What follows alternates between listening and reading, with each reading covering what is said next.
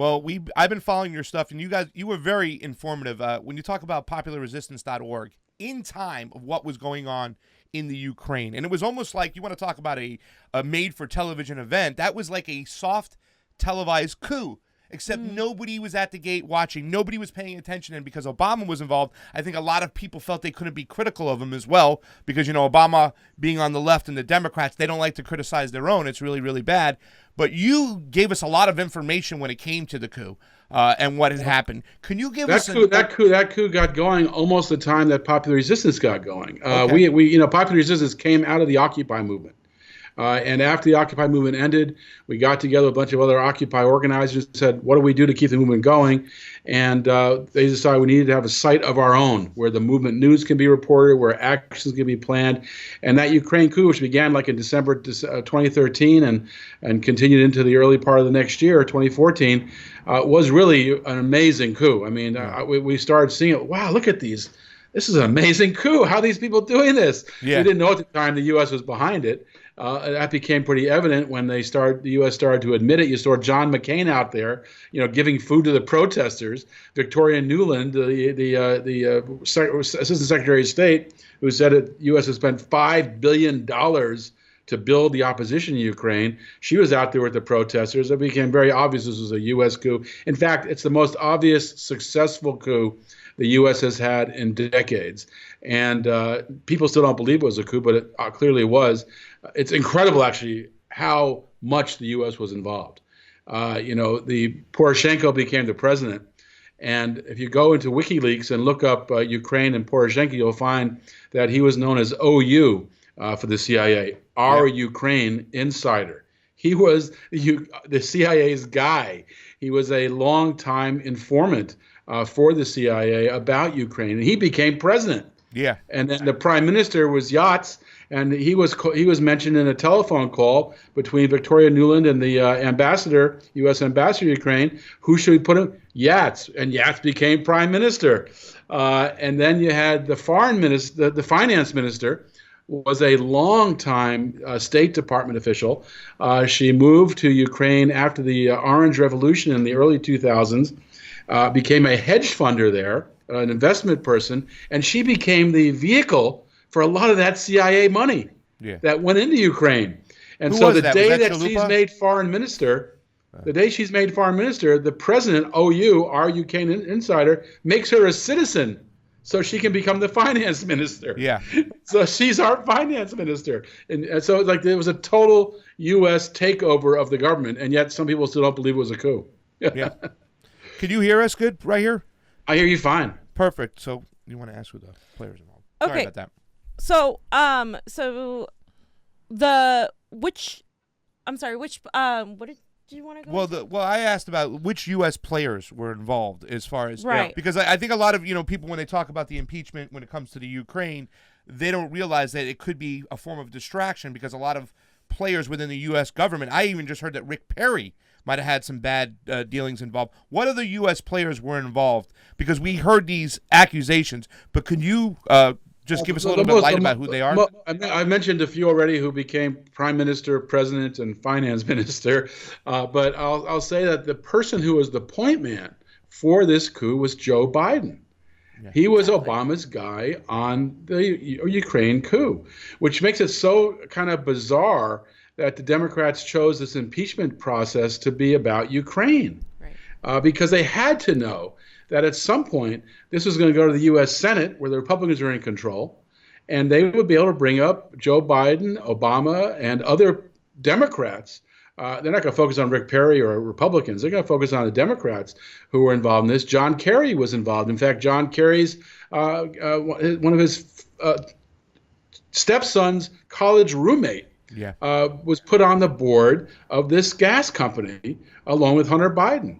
And so you have John Kerry, you have Joe Biden, and that's the two Secretary of States for, and Vice President. I mean, it's crazy that you'd have this kind of involvement, and the Democrats pick this as their topic for impeachment. Don't they know there's going to be blowback? Yeah. I mean, the crazy thing about this impeachment thing, and I don't want to jump ahead to that too far, but just on related to Ukraine, is when it gets to the Senate, The Senate Republicans make the rules for how that trial will proceed. They will decide who can be called as witnesses. And so they're talking about calling Joe Biden. They're talking about calling Hunter Biden. Exactly. Why not call John Kerry? Why not his finance advisor who went on that board with Hunter Biden? I mean, this could be a major blowback for the Democrats when this impeachment trial gets to the U.S. Senate. And so, I mean, the involvement was massive. $5 billion spent by the United States to build opposition in Ukraine to the legitimate, the elected government. And you had this was a democracy. The government was, pro-Russia, was not willing to go toward Europe, did not want NATO in there yet, and that really is the big issue in Ukraine. This is about the Russia conflict. Russia's on the border of Ukraine, and the U.S. has been gradually spreading NATO across the southern border of Russia, and they want Ukraine to be part of that NATO control over Russia. And now, so far, Ukraine has not agreed to that yet. And I wonder how this Trump fiasco of this phone call is going to maybe even prevent that. Who knows how it's going to play out? But so $5 billion were spent to build an opposition movement by the United States over many years. And that's what led to this Ukraine coup. And the Ukraine coup is really about geopolitical positioning. They have a lot of gas. They have amazing agriculture. But the real issue is, look on the map. That is what the real issue is. The U.S. wants military bases for NATO along the Russian border, and that's where they hope this heads. Putin has played this very well so far to prevent a lot of these goals. But that is the long-term goal of the United States. And the U.S. plays a long-term game. The U.S. is persistent in pursuing these objectives. Now, wouldn't you say that other people like Adam Schiff and Nancy Pelosi were involved in a way? Because Adam Schiff did attend several dinners with several of these oligarchs. Well, no question. I mean, that's the thing about Ukraine. It really infects so many Democrats, and they're by the way, the Republicans in the Senate are talking about calling Schiff as a witness. Yeah. So they're well aware of this, and Giuliani has been talking about having a lot of dirt on the Democrats in Ukraine. So I think we're going to see a lot come out that we're not aware of yet. Right. The blowback for this, Trump is a terrible president. Right. I'm not a Trump fan, and I'd like to see him removed from office. I think that the Democrats should be able to beat him if they actually do what their voters support, which is a improved Medicare for all, a Green New Deal, taxes on the wealthy. They put forward that kind of agenda, a Sanders-like agenda. They will beat Donald Trump in the election. This impeachment approach is actually in the end going to help Donald Trump. Exactly. Yeah. I hate to say it. The Democrats did not accomplish what they needed to accomplish as this impeachment inquiry was going on in the House. The goal that the Democrats needed to accomplish were two things. One, they needed to move public opinion in favor of impeachment. That didn't happen. Mm-hmm. They had the whole, they had complete control of the inquiry. They controlled who the witnesses were. They got the media coverage they needed, and yet they didn't move public opinion. The second thing they need to do is divide the Republicans. They need to get some division, some fissures that they can build on among Republican elected officials. They didn't do that. Republicans have stayed solidly behind Donald Trump. So far, this has been an epic fail for the Democrats. And if you look at impeachment inquiry like the Clinton impeachment, it can backfire. Clinton left office at 65% approval rating. Yeah. After his impeachment. Yeah. And what's going to happen in the Senate is the Senate's going to definitely not convict. They're going to be controlling who testifies. They're going to be controlling the whole trial. And you're going to see this focus on, well, why was Donald investigating corruption in Ukraine? And they'll investigate, what was he investigating? And that's when all this Democrat blowback is going to come out. Yeah. That's my prediction. Maybe I might be wrong. The future is hard to predict. But Ukraine is filled with so much of a mess So much Democrat involvement from top leaders in the House to Obama administration officials to State Department officials, to even children of John Kerry. John Kerry's financial advisor, his son's, his stepson's roommate in college, and then Hunter Biden getting millions of dollars for something he's not qualified for. It's just an embarrassment. Well, let's talk a little. Let's dive a little bit into this right here, right now, because I think you kind of hit it on the nose, and I think a lot of people are moving in the same way, realizing that this impeachment is just dynamite for the Democrats. But I think the reason why they did choose to impeach is to try to cover up for their own crimes, because, like you said, the Republicans are going to control the Senate. There's a serious paper trail on all of them, even down to Adam Schiff, who we just talked about, with Igor Pasternak here at home, right around the corner, throwing $2,500 a plate fundraisers for the guy, and then after the coup, after the regime change, which was a bloody regime change nonetheless, he gets defense contracts in the Ukraine. Hunter Biden, all these people. Isn't this really the Democrats about hiding their corruption, hoping to bleed out the clock, let this distraction go on, not look what's going on to the Ukraine, and then get to the election time? I mean, isn't that what their goal is right now? I see this urgency from them. Maybe they're trying to hide this and just kind of cover this up. I don't see how this covers it up. I mean, I think by focusing on Ukraine, they're almost inviting it. I mean, if they're trying to cover it up, it's a wrong strategy, right? Because this will go to the Senate in a trial. Now, they could avoid the trial. What they could do is continue to pound on impeachment. Okay, you had these impeachment inquiries so far. Schiff will come out with his report. Then you can send it to the Judiciary Committee. Judiciary Committee can then hold additional hearings. There's now some court decisions in favor of forcing Trump's former chief of staff to testify. Bolton may be forced to testify. That could get interesting if the Democrats can keep it in the House for that long, so that those can become witnesses. That can help the Democrats. But what they should do, because they know the Senate's a foregone conclusion, is censor Trump. Come to a yes, he has committed impeachable offenses, but we're going to beat him in the election. We don't want to take away that power from the voters. We're going to censor Trump at the House and leave it at that, because then the Senate doesn't get jurisdiction. Right. Because the Senate jurisdiction is where what you're worried about, you claim the Democrats want to cover up. Well, in the Senate, the cover up ends, because in the Senate it's Mitch McConnell and his allies calling the witnesses. Yeah. And that's going to be a whole different ballgame than the U.S. House of Representatives. And I have a question for you. Knowing what you know about the what happened in Ukraine in 2014 and knowing the players, do you believe that Donald Trump had any reason to actually go and search and kind of investigate what was going on in Ukraine? Like, because a lot of people come and tell me, well, he violated the Constitution. It's about the Constitution. It's about, setting a precedent. Do you believe he violated any rules, especially regarding the Constitution? Well, I don't see it as a constitutional issue. I do see it as a Federal Election Commission's issue. I mean, Donald Trump did seek assistance from a foreign government for his campaign. It could be argued investigating Biden would support his campaign, and that would violate FEC rules, which do not allow foreign assistance to our campaigns. So I don't know what the constitutional claim is there. I mean, the Constitution is very vague on what requires impeachment: high crimes and misdemeanors. High crimes and misdemeanors. That's a very vague. High crimes is not even a real term. Does that mean felony? Does that mean? I'm not sure what it means. And so it's a very vague term that's very flexible. So I would say that, like every president before him, Trump has committed impeachable offenses. I mean, but we don't impeach presidents for war crimes. We don't impeach presidents for going to war without congressional approval. We don't impeach presidents for violating international law. Every U.S. war for this century has violated international law. But we don't impeach presidents for that. I guess those don't fit in a high crimes and misdemeanor category as much as they should.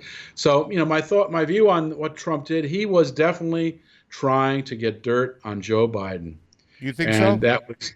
Yeah, I mean, it's obvious he was trying to get dirt on Joe Biden. You don't think he was trying to find the roots of Russiagate more than anything, with CrowdStrike being there to kind of clear his name more than anything? I mean, I think that's what he wanted. The argument can be made that it was in his purview to investigate corruption there, especially since these Ukrainian officials were trying to give this information about Burisma and all these things. I mean, that could be the argument, but I think he was really trying to expose what happened with Russiagate and clear his name more than anything. Yeah, I mean, I think that's part of it. I think you're right about that. I'm not sure more than anything. I think he was very focused on Biden as well, but I do think that the Russiagate has been under his skin. It's been an abusive investigation since the beginning of his presidency, or at least since he fired Comey. And there's lots of questions about CrowdStrike at the DNC. There's lots of questions about those DNC emails, and so those, he's very concerned about that. I have real problems with the United States interventionist approach to other countries. Sure, there's corruption in Ukraine. There's also corruption in the United States. There's also corruption in the UK, corruption in France. There's corruption in you pick a country. Is it United States purview to investigate that corruption? I think that's part of the problem is U.S. intervention, the interventionist approach of U.S. foreign policy. And so while he wanted to get at the cause of Russiagate, I think he had other ways to do that. Department of Justice is currently investigating some of these issues. I think we'll see reports from DOJ that will be about the root causes of the roots of Russiagate. I mean, Russiagate has been a dismal failure for the Democrats.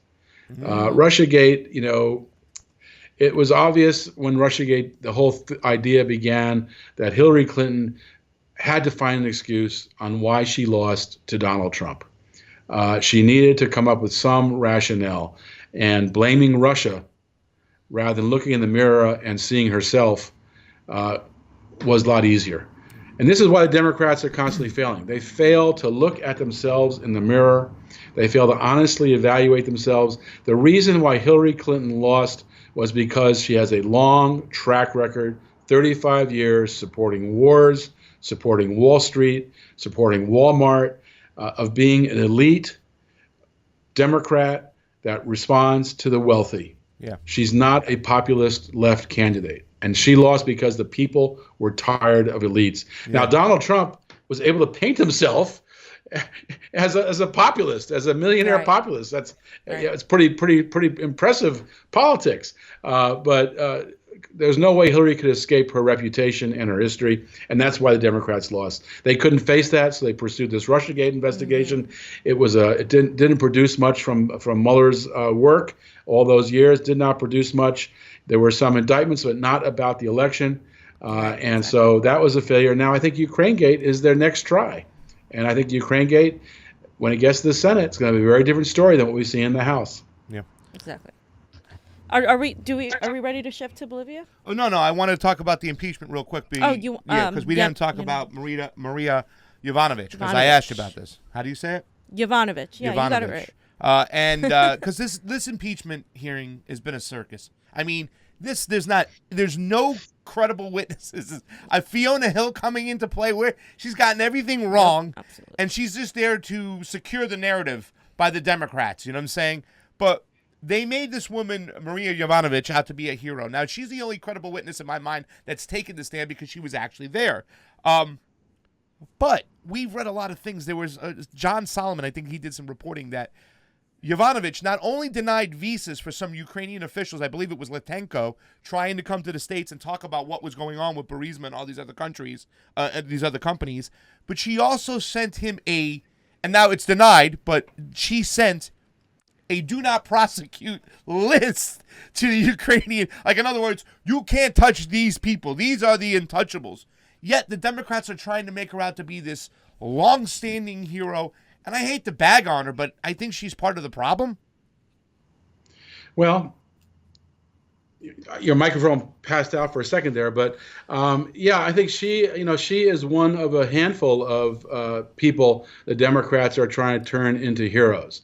Sunderland, I think he was an interesting witness. As a Trump donor, millionaire donor, $1 million donor, and then coming out as an ambassador and switching his story and saying that, yes, there was a quid pro quo. They were trying to get information on Biden, and that was and information on the source of Russiagate, and that so he came out, changed his position. That was, I think, a very interesting witness that also causes trouble for Donald Trump. And it'll be interesting to see him picked apart by cross-examination in the Senate. And the other witnesses too, they were very anti-Russia witnesses. Yeah.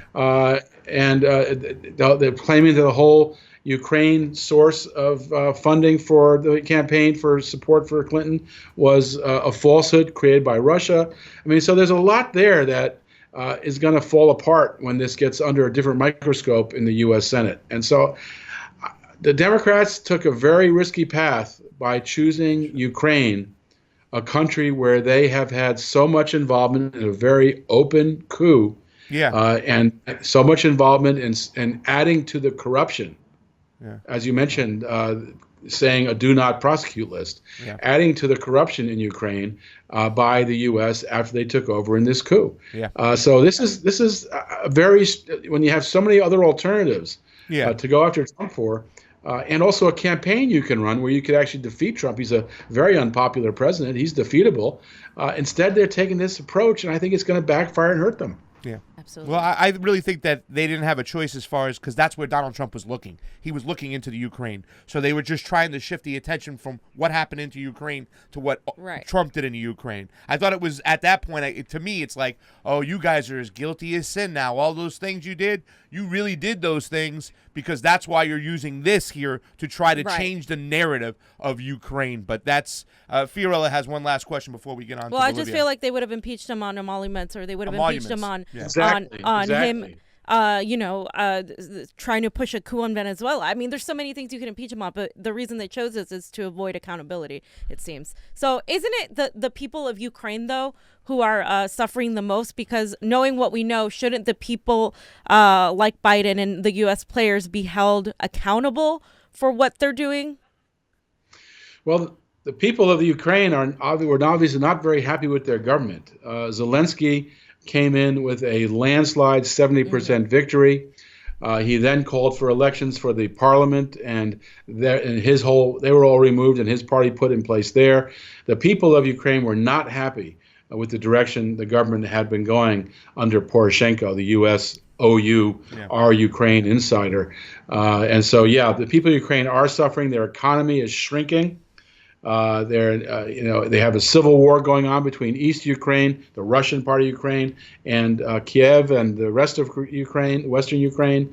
They have the Western Ukrainian Nazi regime has way too much power since the coup. And so, the people are definitely suffering.